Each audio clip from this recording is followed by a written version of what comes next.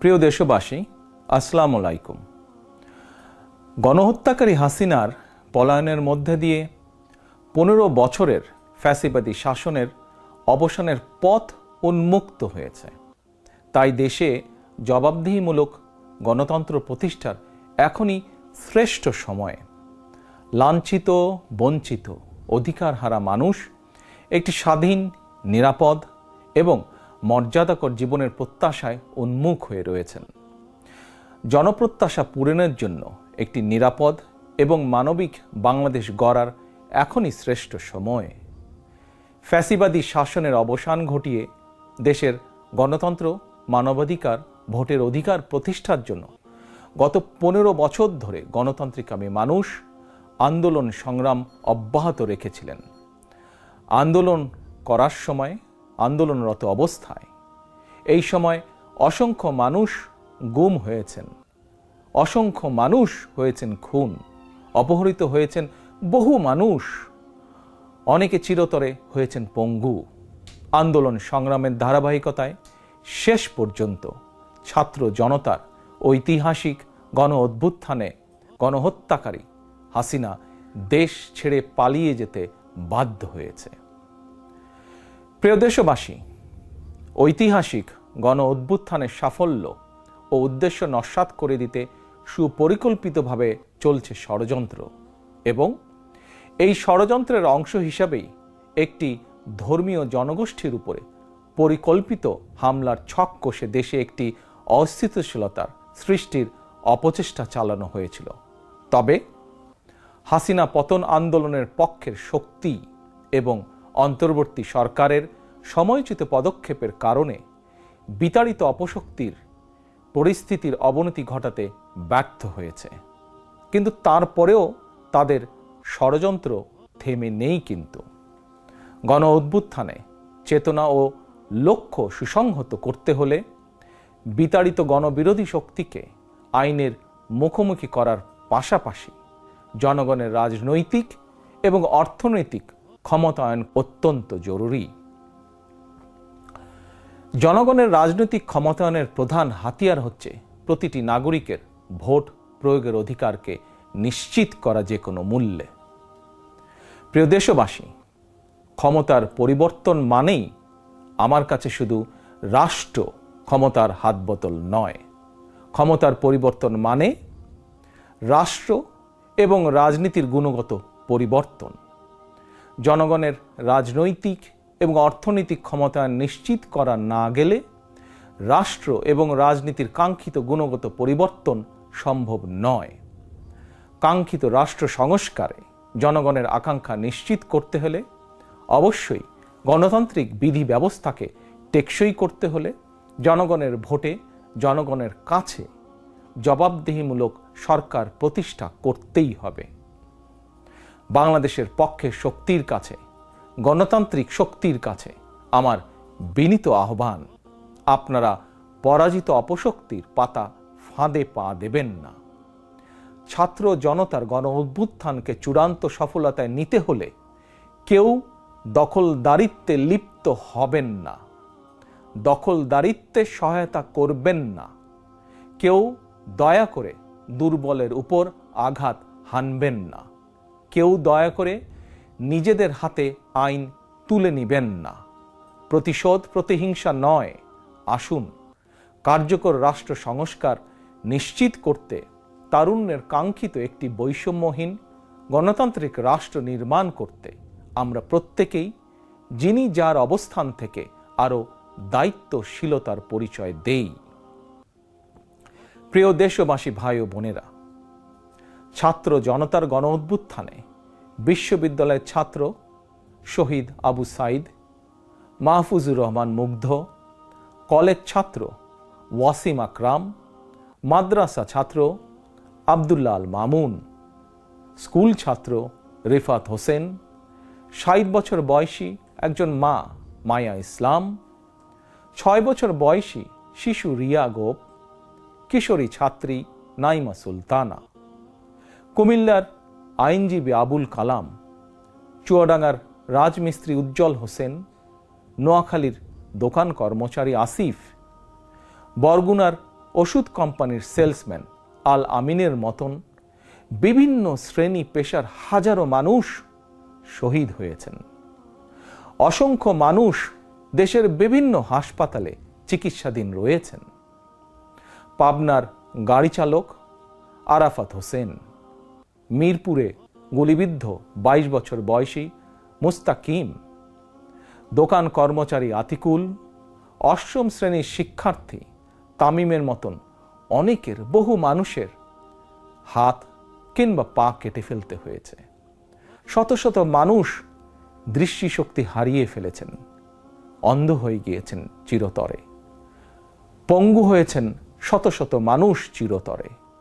অসংখ্য প্রাণের বিনিময় 5ই আগস্ট অর্জিত স্বাধীনতায় গণতান্ত্রিকামী মানুষ আরও একবার স্বাধীনতার স্বাদ উপভোগ করলেও হাসিনা পতন আন্দোলনে যেসব পরিবার তাদের সন্তান স্বজনকে হারিয়েছেন কিংবা আহতদের চিকিৎসা করাতে গিয়ে যেসব পরিবারে অসহনীয় দুর্দশা নেমে এসেছে, সেসব বীর সন্তানদের ঘরে মুক্তির স্বাদের সেই ছোঁয়া এখনো লাগেনি। প্রিয় দেশবাসী, গণ অভ্যুত্থানে যারা হতাহত হয়েছেন তাদের তালিকা তৈরি করে প্রয়োজনীয় সহায়তার লক্ষ্যে অন্তর্বর্তীকালীন সরকার ইতিমধ্যেই নানা উদ্যোগ গ্রহণ করেছেন।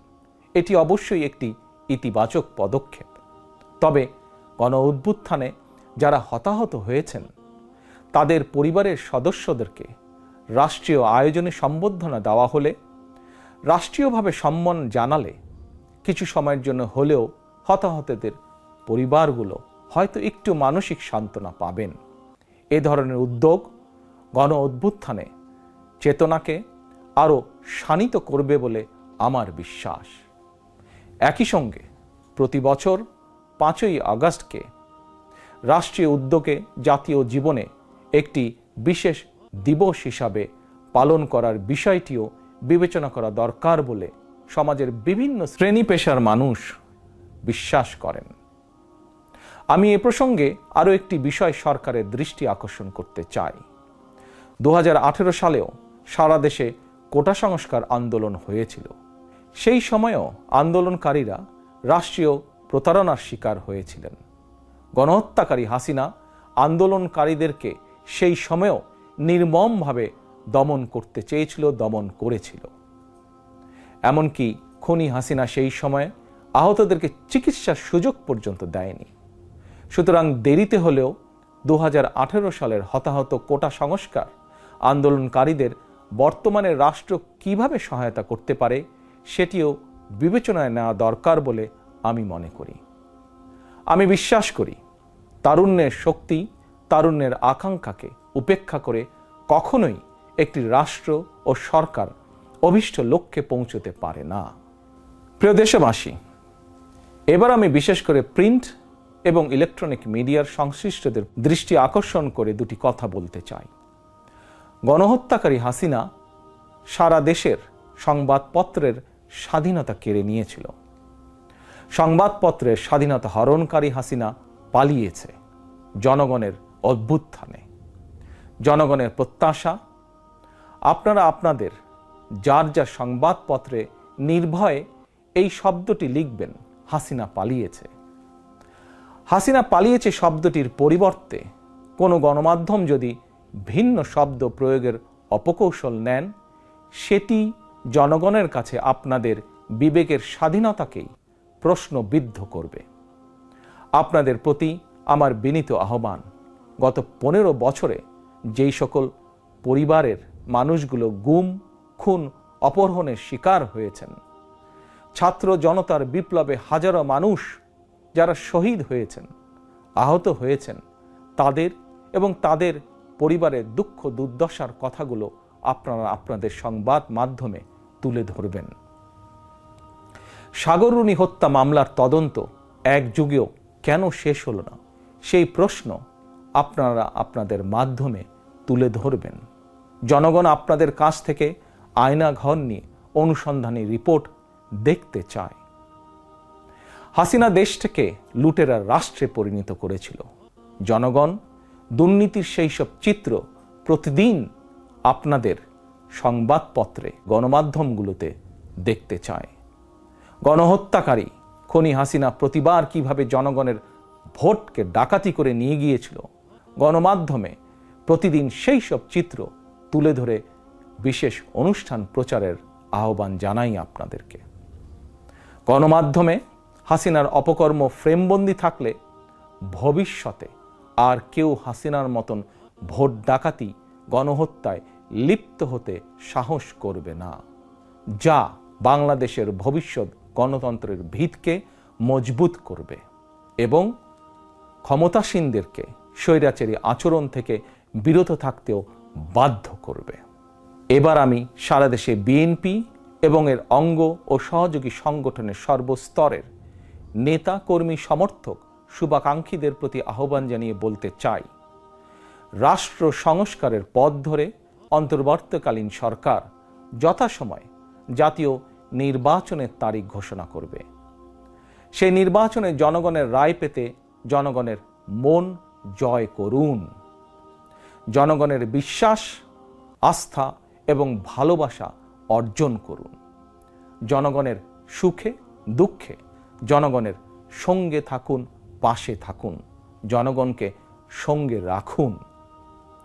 ধর্ম, বর্ণ পরিচয়ের কারণে কেউ যাতে অনিরাপদ বোধ না করেন, দায়িত্বশীল এবং জনপ্রিয় দল বিএনপির একজন নেতা, কর্মী, সমর্থক হিসাবে সেটি আপনাদেরকে নিশ্চিত করতে হবে।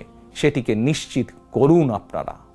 পরিশেষে আমি আরও একটি বিষয় উল্লেখ করতে চাই।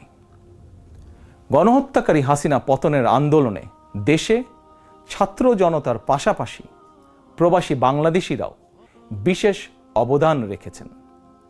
দেশে যখন মত প্রকাশের স্বাধীনতা রুদ্ধ করে দেওয়া হয়েছিল, প্রবাসীদের মধ্যে একদল সাহসী মুখ প্রবাস থেকেই জনগণের সামনে হাসিনার দুঃশাসনের ইতিবৃত্ত তুলে ধরে গণ আন্দোলনে সামিল থেকেছেন। প্রবাসে থেকেই হাসিনা পতনের আন্দোলনের সঙ্গে একত্বতা প্রকাশ করতে গিয়ে কোনো প্রবাসী বাংলাদেশিকে প্রবাসে জেল জুলুম সইতে হয়েছে বা এখনো হচ্ছে। প্রবাসীদের অবদানকে কৃতজ্ঞতার সঙ্গে স্মরণ করে আমার আহ্বান, ছাত্র জনতার কাঙ্ক্ষিত একটি বৈষম্যহীন গণতান্ত্রিক বাংলাদেশ নির্মাণে অতীতের মতন ভবিষ্যতেও সংশ্লিষ্ট দেশের আইন মেনে সাধ্য মতন আপনারা আপনাদের যার যার অবস্থান থেকে ভূমিকা অব্যাহত রাখবেন। দেশে প্রবাসে সকলকে ধন্যবাদ জানিয়ে আমার বক্তব্য শেষ করছি। আল্লাহ হাফেজ। বাংলাদেশ জিন্দাবাদ। বাংলাদেশ জাতীয়তাবাদী দল জিন্দাবাদ।